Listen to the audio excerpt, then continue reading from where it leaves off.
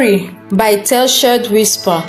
In the quiet hills of Nsude, a remote village in Enugu State, lived Amaka, a stunning young woman with dreams that soared higher than the clouds. She spent her days helping her mother at the market and her nights sketching dresses by candlelight, hoping that one day she would become a fashion designer in Lagos. But dreams don't feed empty stomachs. Amaka's parents, Mama Ngozi and Papa Ejike, were poor, battered by years of failed farming, sickness and mounting debts. When Ikenna, a seemingly struggling spare parts trader, approached them for Amaka's hand in marriage, they didn't hesitate. They forced Amaka to marry him, but little did they know Ikenna was not who he appeared to be. Years earlier, Ikenna was just a young boy from a family that had fallen from grace. His father had been falsely accused of fraud and died from shame. His mother, sick and homeless, wandered from town to town with Ikenna by her side. One rainy night, she collapsed outside a roadside shed near Nsude. The villagers ignored her, but one man did. Papa Ejike, Amaka's father. He carried her home, nursed her back to health, and gave them a place to stay for 2 months. Amaka was just 5 then and barely remembered, but Ikenna never forgot. Before leaving, Ikenna's mother looked Papa Ejike in the eye and said, "Your kindness will never be forgotten. If God lifts my son, we will return the favor 1,000 times over." Fast forward 15 years.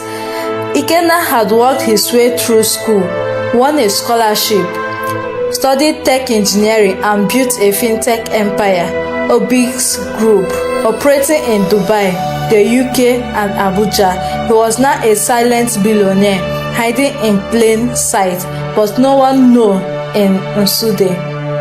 During his early success, Ikenna met Linda Oje, a high society socialite in Abuja. She was classy, smart, and filthy rich on paper. They dated for a year and she thought they were headed for marriage. But Linda was ambitious, manipulative, and obsessed with fame. She wanted to control Ikenna's companies, push him into politics, and make headlines. When Ikenna realized her love was fake, built on greed, he ended things. Linda didn't take it well. She vowed to ruin him. Determined to fulfill his promise to Amaka's family and find a woman who truly loved him, Ikenna returned to Nsude in disguise. He shaved his beard, sold his Range Rover, and posed as a humble spare parts seller. He watched Amaka from afar, saw how she helped the elderly, shared her food with orphans, and still dreamed, despite her pain. He proposed marriage through her parents, not out of romance at first, but obligation and curiosity. Amaka hated him at first. She found him boring, dusty, and local. She cried every night, cursing her fate, but Ikenna never mistreated her. He cooked for her, helped her mother, fixed things around the village, and slowly, quietly earned her respect. One day, she fell sick and he traveled to Enugu overnight to buy her medicine. That was the first time she saw a glimpse of something deeper. But what confused her most was his routine. Every Thursday, Ikenna disappeared for hours. Curious, she followed him, and what she discovered would change her life forever. He changed clothes behind a bakery, got into a sleek SUV with tinted windows, and drove into a mansion in the next town, guarded by men in suits. That night, she confronted him. "You've been lying to me, Ikenna. Who are you?" He smiled gently. "It's time you knew the truth." He told her everything: who he was, why he married her, how her father saved his mother, and how he had been protecting her and her family ever since, sending anonymous money to pay their debts and hospital bills. But there was one more truth. Linda had found them. Furious that Ikenna left her for a dirty village girl, she hired private investigators and attempted to bribe villagers to dig up debts on Amaka and leak fake news claiming Amaka used charm and native medicine to trap Ikenna. Social media exploded. Village witch marries secret billionaire. Obix Group CEO under charm attack, as the headline says. Ikenna's board threatened to remove him.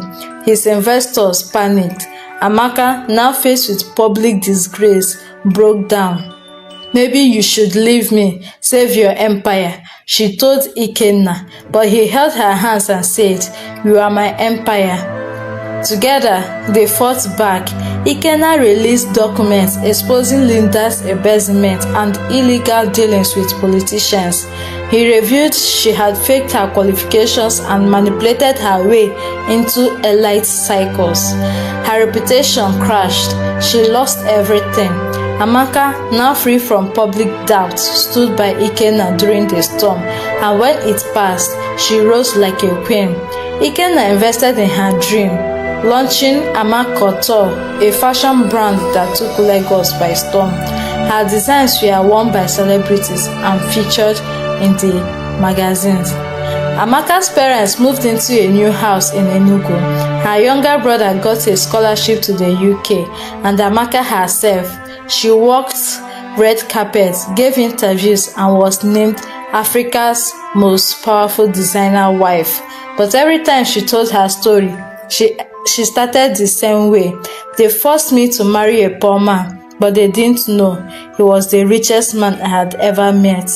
Not because of his money, but because of his heart." Subscribe to Taleshade Whisper for more shocking African love stories with twists that will leave you speechless. Thank you. A story by Taleshade Whisper.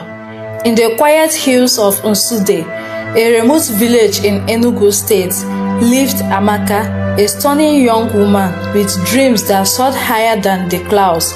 She spent her days helping her mother at the market and her nights sketching dresses by candlelight, hoping that one day she would become a fashion designer in Lagos.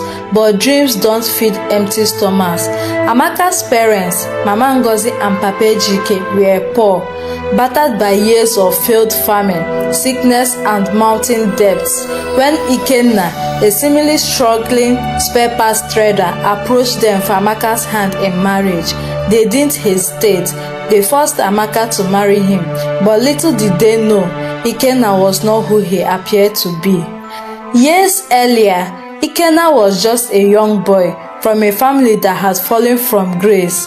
His father had been falsely accused of fraud and died from shame. His mother, sick and homeless, wandered from town to town with Ikenna by her side. One rainy night, she collapsed outside a roadside shed near Nsude. The villagers ignored her, but one man did. Papa Ejike, Amaka's father. He carried her home, nursed her back to health, and gave them a place to stay for 2 months. Amaka was just 5 then and barely remembered, but Ikenna never forgot. Before leaving, Ikenna's mother looked Papa Ejike in the eye and said, "Your kindness will never be forgotten. If God lifts my son, we will return the favor 1,000 times over." Fast forward 15 years. Ikenna had worked his way through school, won a scholarship